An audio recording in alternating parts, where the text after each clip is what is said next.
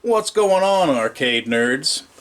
I kind of got bored tonight, so I figured I would revisit the Color Asteroids project, I guess you could call it.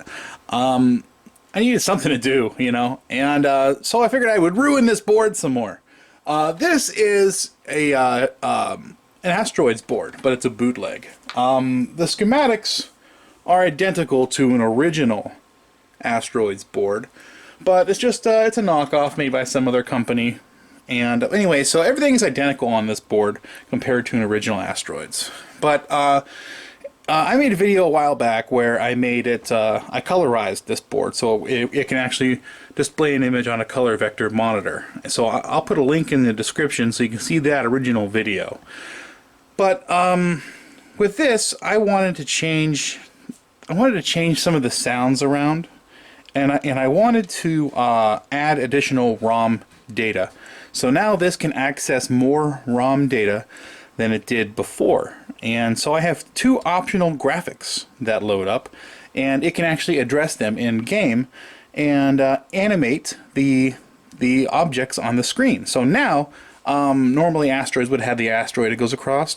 If I wanted to, I could rotate it or whatever on original Asteroids hardware. So I'm not too good with programming. I'm very, very terrible at it. So I had to do some hardware trickery to make it read additional software and a little bit of computer magic. Let me show you what I did. Right now, see, the original vector ROM is a 2716. I put a 2732. But the last address pin I have pulled up, and that wire is going to thump enable. Okay, and what I did was I removed the thump sound by cutting a resistor. Okay, so now this board can no longer do the dun dun dun dun dun dun thump sound. So instead of the thump sound, I picked some, you know, this was actually the most difficult part, trying to find something that would sound cool, and I still don't have anything that sounds cool. But I have an MP3 player. The thumb enable turns off and on, but that enables the MP3 player to make sound through the speakers. So let me explain that a little bit before I go any further. Move this aside, and I have a piece of cardboard here. Okay, on this side's a little better. On the Asteroids, an original Asteroids circuit board, there's a chip. Okay, let's make our little chip. And on that chip, should I get closer? It's a little better maybe. On that chip there's a couple pins. One pin is thump enable, okay, and the other is thump, what should I call it? I'm going to call it thump alternate. Okay, so this is going to turn on for a second. It's going to enable the thump sound. It's going to turn off as this turns on. Sometimes they overlap, but you'll hear the dun dun dun dun dun dun sound. Okay, so eventually that goes to a 555 and a whole circuit that goes behind it, but that will make the thump sound. So what I ended up doing is I ended up cutting the resistor to disable the thump sound before the amplifier. Okay, and see, this signal turns on and off, on and off, on and off. Now if I were a programmer, I would make that turn on only during gameplay, but since I'm not a programmer, I don't know, you know, how to do that. So I have to work with the signal that I have, an off and on thing. So let's move over here. We have our thump enable, and our thump alternate. These are two wires that are physically on the board, right? Well, what I did was put a diode. 1N4148 will work on each side. They're connected. See, since current can only flow one direction and not the other, whatever I do to this side of the diodes isn't going to affect this, just draw current. Okay? So that is charging a capacitor. In my case, I went 330 microfarad. I could have went 220 probably. Anyways, and then there will be a resistor which discharges the capacitor, and this side of the capacitor is connected to ground. Okay, so we have a pulsating signal, thump thump thump thump thump thump thump thump, and that is charging this capacitor. And this resistor is high resistance. I don't remember what I picked, but let's just say probably around 390K. Okay, that will slowly discharge this capacitor. Now from here we have a wave. Well, not a wave. It's kind of like a smoothed out. It's kind of like a DC current. It's mostly smooth, but it's smooth enough to enable a chip. Okay. And the chip I ended up using was an LF13331, which is a analog switch controlled digitally. Okay, so let's just make up our little imaginary box of what the chip looks like. Okay, well in here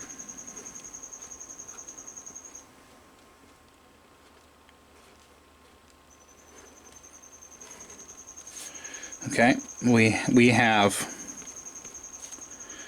When we have a digital pulse, we have a high pulse, a high signal, go to this end of the chip. It will connect this, kind of like a relay. Okay? And that actually turns on, enables the MP3 player. This is super simple. The MP3 player output to go into the preamplifier on the original Asteroid soundboard. So basically, what I've done is remove the thump sound and add in this to the same spot. Does that make sense? Anyways, it's kind of amazing to me that back in '79 or maybe even '78, when they were designing Asteroids, that with the same exact chip count, they could have animated the art, or they animated the graphics, you know. And I just wonder why they didn't. I wonder what the price difference between a 2716 and a 2732 would have been, or a different size prom in that case. Sometimes they ran proms.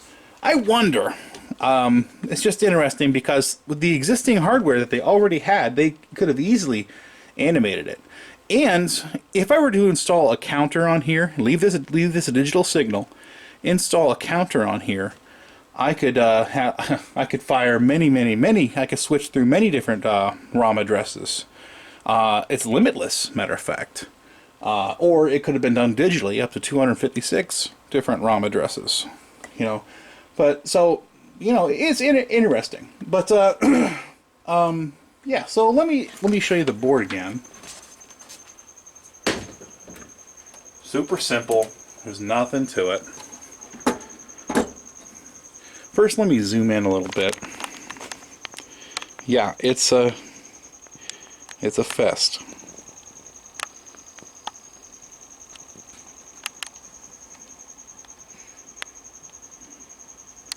Let me explain these parts a little bit, if I can keep the camera still. Anyways, the LF13331 is this chip right here. This chip is commonly used in Cinematronics vector monitors to turn off and on the analog signals.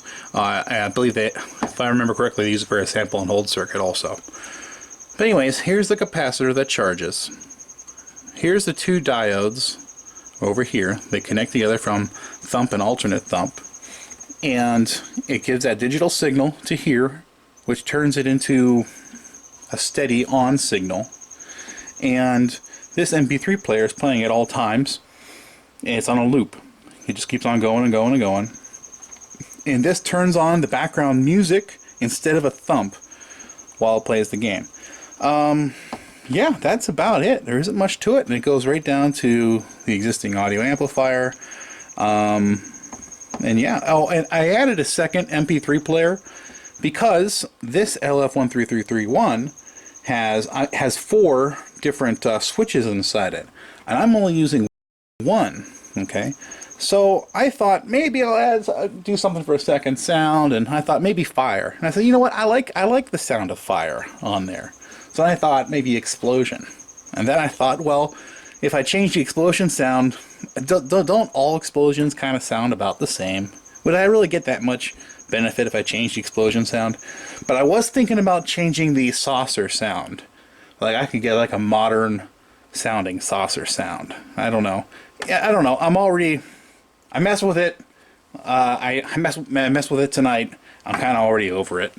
But anyway, so I figured let's hook this up and let me show you what I did. I also messed with the graphics again.